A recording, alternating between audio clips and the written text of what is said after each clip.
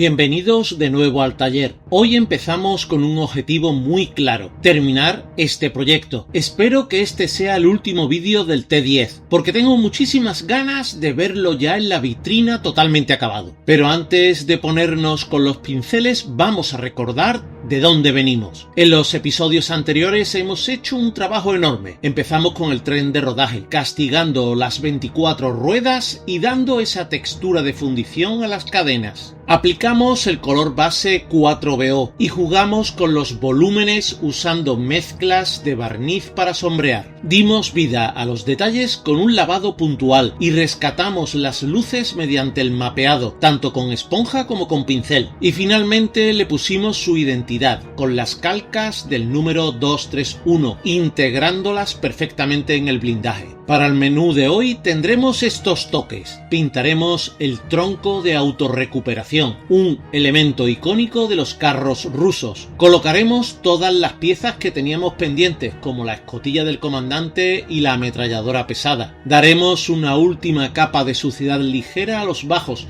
para que todo el conjunto sea coherente, y no nos podemos olvidar de los periscopios y los faros. Y un pequeño apunte histórico antes de empezar. A nivel de pintura, este carro es un pura sangre soviético. A diferencia de otros modelos, el T10 nunca se exportó a países amigos, así que el esquema verde es nuestra única opción real. Y un aviso para navegantes: no busquéis ponerle las famosas franjas blancas de la invasión de Checoslovaquia de 1968. Aquello fue para los T10M y el modelo que tenemos en la mesa es una versión anterior, así que nos mantendremos fieles a su historia operativa original. No perdamos más tiempo y vamos a darle final a este gigante.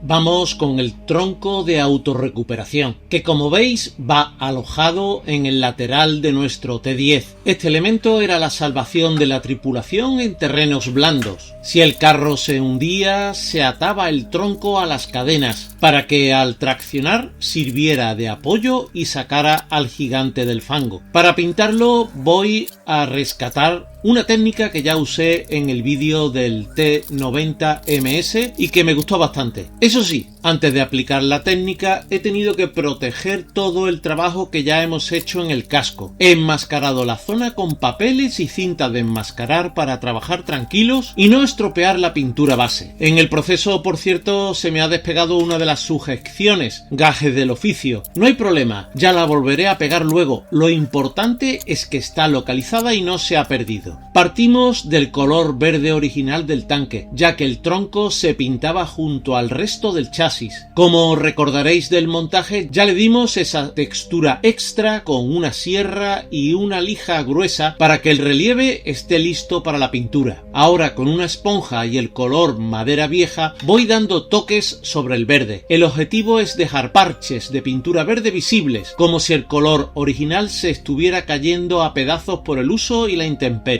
Para dar más profundidad a esos parches, cojo el tono arena iraquí y con un pincel fino relleno cada una de las manchas del color madera vieja. Esto crea un contraste de fibras internas más claras y le da un aspecto de madera seca y castigada. Una vez que tengamos ese patrón de verde y madera, aplicamos el lavado a esmalte. Esto va a entrar por todas las marcas de sierra que hicimos, unificando los dos tonos de madera y dándole ese acabado sucio y operacional. Para terminar, repasaremos con mucho cuidado las cinchas y soportes metálicos usando nuestro color verde base 4BO, incluyendo la pieza que se despegó. Así resaltamos que son piezas del tanque sujetando un elemento externo.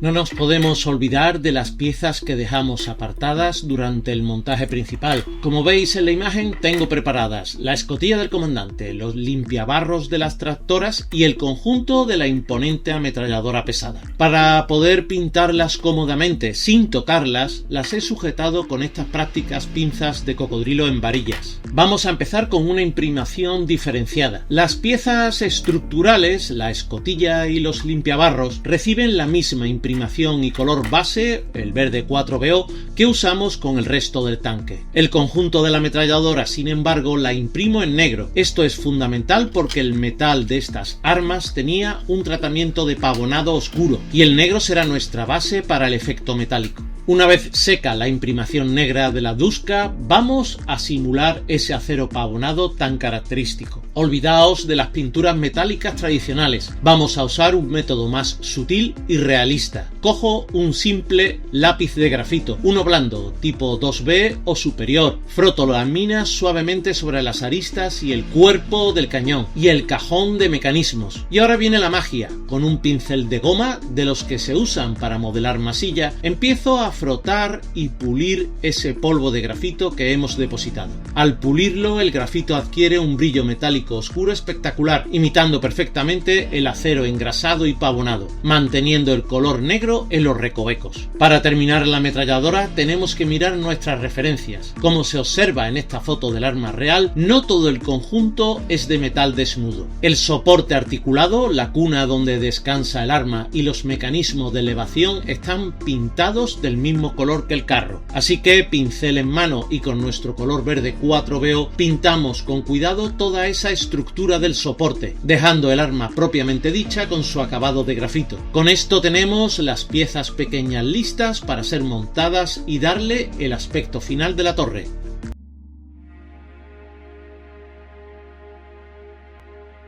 Además de la DSHK exterior, el T10 cuenta con otra ametralladora pesada, la coaxial, situada justo al lado del cañón principal. Para pintarla vamos a seguir la misma lógica que con su hermana de la torre. Aplicamos una base gris oscuro y una vez seco frotamos de nuevo con el lápiz de grafito para conseguir ese brillo metálico industrial tan auténtico. Ahora pasamos a un elemento fundamental en cualquier vehículo pesado, los cables de arrastre. En un tanque de estas dimensiones, estos cables son auténticas columnas de acero trenzado. Su función es crítica, no solo sirven para que otros vehículos los remolquen, sino para que el propio T10 pueda rescatar a compañeros atascados o averiados.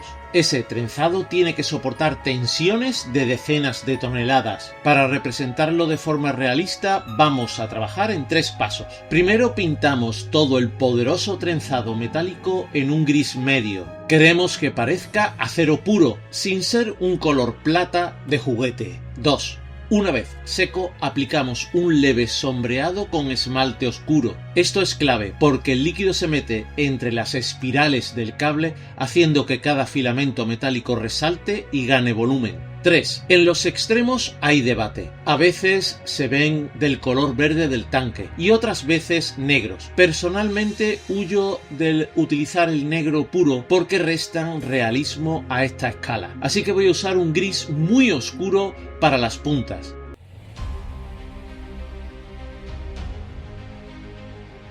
Pasamos ahora a los faros, un detalle pequeño pero con mucha miga. Al igual que ocurría con los cables de arrastre, la documentación nos muestra 1000 variantes. Carros con los faros en el verde del vehículo y otros en negro. Lo mismo pasa con los protectores. La configuración que propone Trumpeter, basada probablemente en el T10M del Museo Central de las Fuerzas Armadas en Moscú, no me termina de convencer, pero a estas alturas del montaje toca seguir adelante. He decidido pintarlos en un gris oscuro, muy profundo, para dar contraste sin caer en el negro plano. La técnica aquí es fundamental. Aplicamos el principio de pintar de dentro hacia afuera. Trabajamos con mucha calma el cuerpo del faro, intentando no manchar las rejillas de protección. No obstante, si el pincel se escapa un poco, no os preocupéis. Una vez seco, repasaremos los protectores con el verde base para dejar el conjunto impecable.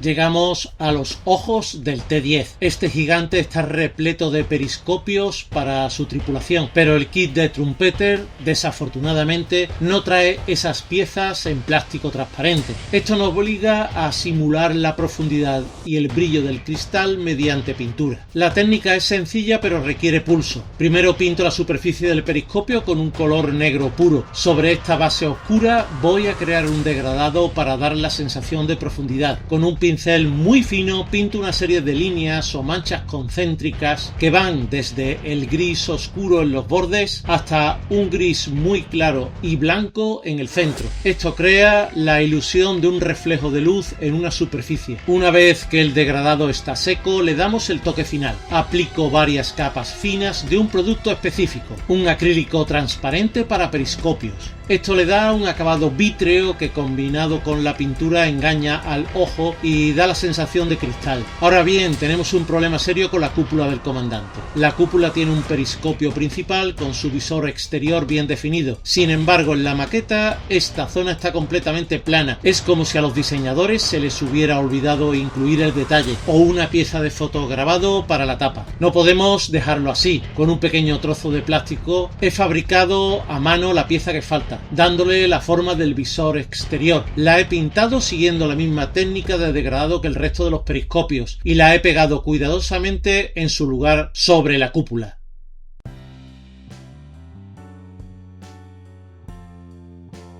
Antes de seguir con los detalles, toca hacer una maniobra logística necesaria para trabajar con limpieza. Como podéis ver, he diseñado el tren de rodaje como un cassette. He pegado las ruedas y las orugas juntas para poder montarlas y desmontarlas como una sola pieza. Para conseguir esta libertad de movimiento tuve que acortar los ejes de las ruedas de carretera y eliminar por completo los de las tensoras. Esto me permite retirar todo el conjunto y trabajar los bajos del casco con total comodidad. Con las orugas principales fuera del camino, vamos a centrarnos en los eslabones de repuesto. Al ser piezas que no sufren el pulido del movimiento contra el suelo, presentan un aspecto mucho más oxidado. Y este es el proceso que he seguido. Primero la base. Empiezo aplicando a pincel un color óxido oscuro. Esta será nuestra base profunda, representando el metal que ya ha empezado a degradarse seriamente por la intemperie. Segundo, matices metálicos. Para romper esa base tan oscura, aplico a pincel manchas de un gris medio bastante diluido. Con esto simulamos zonas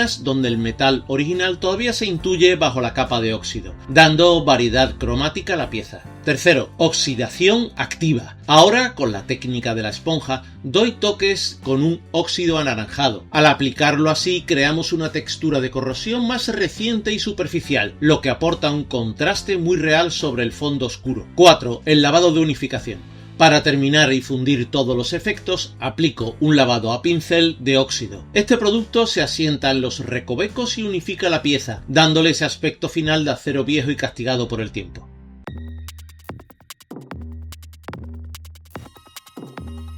Como os podéis imaginar, no nos hemos tomado la molestia de desmontar todo el conjunto de ruedas y cadenas solo para pintar unos eslabones de repuesto. El verdadero objetivo de este sistema de cassette es poder trabajar los bajos del casco con total libertad. Para lograr una suciedad ligera y realista, vamos a aplicar una técnica de mojado sobre mojado. Primero impregnamos toda la bañera del T10 con un poco de disolvente para esmalte. No buscamos encharcar, sino crear una base que facilite el flujo del pigmento. Acto seguido aplicamos el mismo producto de ensuciado que ya usamos con las ruedas. Al entrar en contacto con el disolvente, el producto se funde de una forma natural, evitando cortes bruscos y garantizando una coherencia cromática total entre el chasis y el tren de rodaje. Para rematar el trabajo y romper la monotonía de tono, vamos a añadir textura. Con un pincel cargado y la ayuda de un punzón, realizamos un ligero salpicado en toda la zona. Este gesto crea gotas erráticas que simulan a la perfección esa suciedad que el carro proyecta al circular,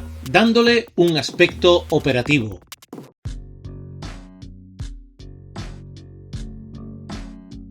Con los bajos ya sucios, toca añadir un detalle que no puede faltar en un vehículo soviético: los escapes de aceite y grasa. Estos carros eran conocidos por sus constantes fugas, especialmente en las juntas entre los ejes y los brazos de la suspensión. Para simular este efecto de forma realista, voy a preparar una mezcla casera. Combino aproximadamente a partes iguales un producto para reflejar la humedad con un esmalte oscuro. El primero aporta una base densa y brillo, mientras que el segundo nos da un acabado oscuro tan característico del lubricante recién salido. Aplico la mezcla con especial atención en los puntos críticos de fricción. Dejo que el producto se acumule en las juntas de los brazos y que resbale ligeramente, simulando la gravedad. Este contraste entre el brillo del aceite y el mate de la suciedad que aplicamos antes le da a los bajos una riqueza visual. Este detalle sutil es la diferencia entre un tanque de museo y un vehículo que está en uso.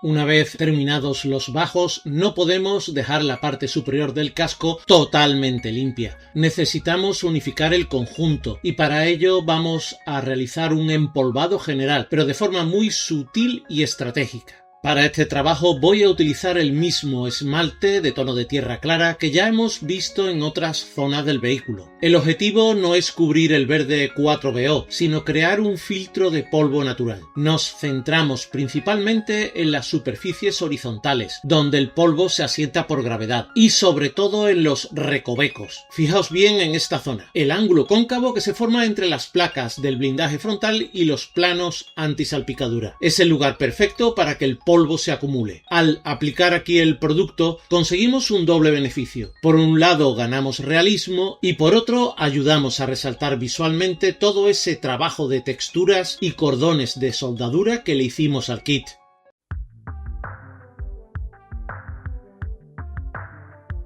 Llegamos a uno de los puntos que más quebradero de cabeza me suele dar, los faldones de goma de los guardabarros delanteros y traseros. En esta maqueta vienen representados en fotograbado, lo que obliga a ser extremadamente cuidadoso. Debido a las interferencias que causaban al montar y desmontar nuestro cassette de ruedas y cadenas, decidí no pegarlos durante el montaje principal. Durante este tiempo he valorado sustituirlos por lámina de plástico o masilla epoxi para ganar flexibilidad, pero finalmente voy a utilizar las piezas de metal del kit. Para garantizar que la pintura no salte, los he imprimado primero con un producto específico para metal y posteriormente con una capa de imprimación negra de grano muy fino. En cuanto al color, la parte superior que sujeta el faldón al guardabarros va en el mismo color verde del casco, mientras que el resto recibe un empolvado intenso para integrarlo con el conjunto. Para el montaje definitivo utilizo cianocrilato. Hay que tener mucha precisión en este paso, ya que una vez pegados, estos faldones de metal son rígidos y cualquier golpe podría saltar la pintura o doblar la pieza.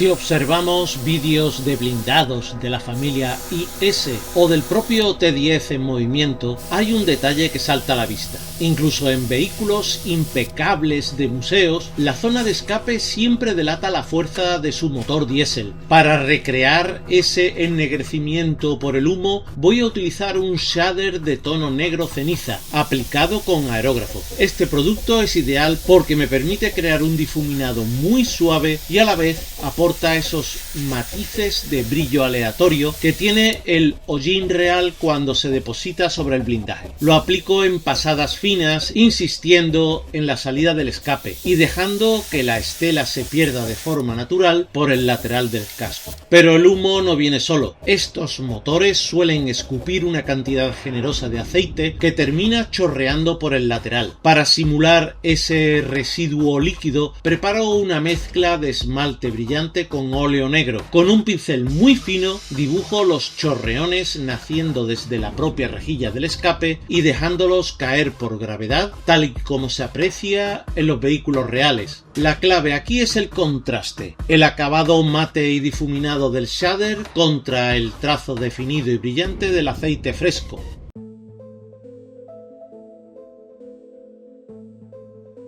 Para poner la guinda al pastel, por fin vamos a colocar al tripulante que pintamos hace ya tanto tiempo. Es increíble cómo una sola figura cambia por completo la escala del vehículo, dándole ese contexto humano y esa sensación de poderío que solo un carro pesado de esta magnitud puede transmitir. Ahora sí, el T10 está listo para la revista. Si os ha gustado el proceso de este T10 de Trumpeter, no os olvidéis suscribiros al canal y activar la campanita para no perderos los próximos proyectos. Dejadme en los comentarios qué os ha parecido el resultado resultado final. Vuestra opinión me ayuda mucho a seguir mejorando. Por último, pero no menos importante, quiero dar las gracias de corazón a mis mecenas. Vuestro apoyo constante es el verdadero motor de este canal y lo que hace posible que podamos dedicarle tanto tiempo y detalle a cada maqueta. Muchísimas gracias a todos y nos vemos en el próximo modelo.